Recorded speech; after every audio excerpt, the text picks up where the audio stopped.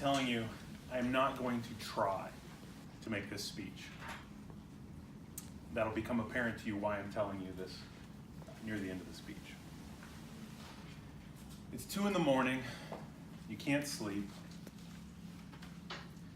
Thoughts of not being able to sleep are making you more awake. That awakeness and those thoughts are bringing you anxiety. That anxiety is now making you more awake. That being awake is bringing you more thoughts of, hey, I've got this speech that I have to give tomorrow. I've got some important things I need to get done tomorrow. And look at this, I can't fall asleep. Which is then bringing you more anxiety and more thoughts, and thus being more awake. Sounds like a feedback loop, doesn't it? Getting louder and louder and louder.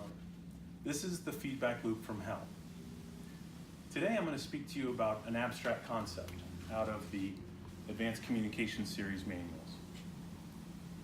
This abstract concept is called the law of reversed effort.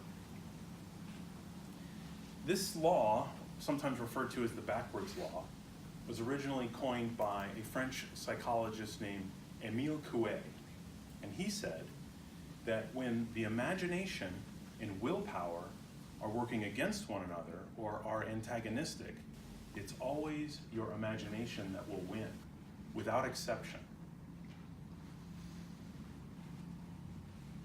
The one example I would give to you, one of several examples I'll give to you, is if I had a board on the floor, 2 feet wide, 10 feet long, and I asked you to walk upon it, you would gladly walk upon it, would you not?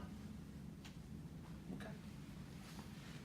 However, if I took that same board and I moved it between 2 buildings here in downtown Austin, and I set the board across, so the one end of the board on the tip of the building number 1, the other end of the board on building number 2, and I secured them. I fastened them down. Then I asked you again, please walk across the board. What do you think would happen? Likely you'd have a lot of fear. You'd have a lot of reservations, and you would think of tons and tons of reasons of why you shouldn't do it. But what's the difference? It's the same board, it's the same steps. 1 foot after another, walk across the board.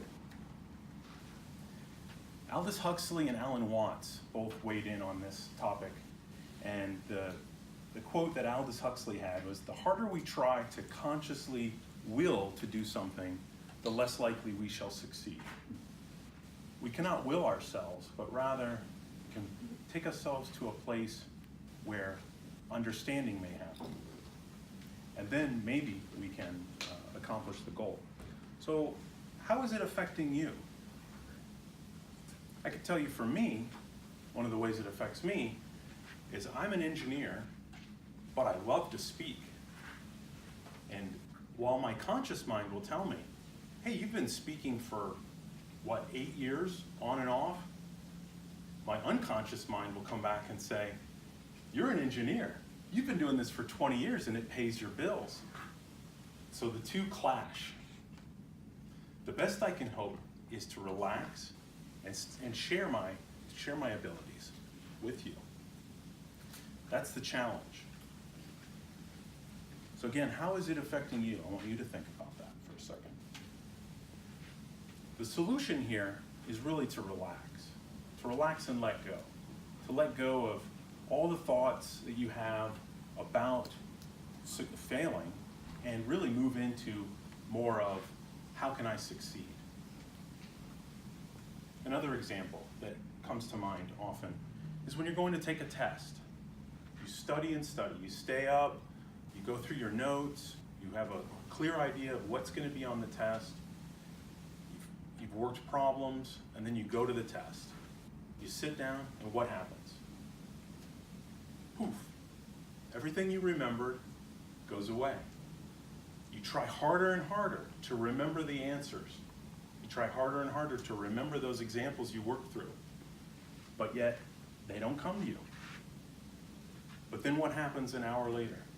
You walk out of the room. My God, I remember all of a sudden. This is the backwards law in action. When you remove that unconscious thought of the stress, the negative outcome associated with failure, then everything is revealed. Another wonderful example that I have happen to me all the time, and I'm sure this is one that has happened to you before, is you walk up to somebody and you're about to tell them some fact, or you have, you're trying to remember a phone number or a date of something, and you struggle. And it's at the tip of your tongue, so to speak, but you can't say it. And what I've done now is I'll literally say to the person, you know what, I'm gonna forget it and for a minute. I'll think of something else, and then all of a sudden, the information pops back into my mind. So here's the solution to you. So take your goal into contemplation. Assign to that goal tremendous pleasure, tremendous positive feeling. Take all of the negative emotion and negative thoughts and do away with them. Just really get rid of any thought of how something could go wrong. And then step into action. This is really the problem, is that the harder we try to force ourselves to do something, this is back to the law of reversed effort, the less likely we are to succeed. However, if we can simply start taking those steps, start taking those actions, and not thinking about the negative outcomes, then we will succeed. So I'll have a last quote for you from an 800-year-old, short but powerful Jedi Master who said, Do or do not. There is no try. Thank you.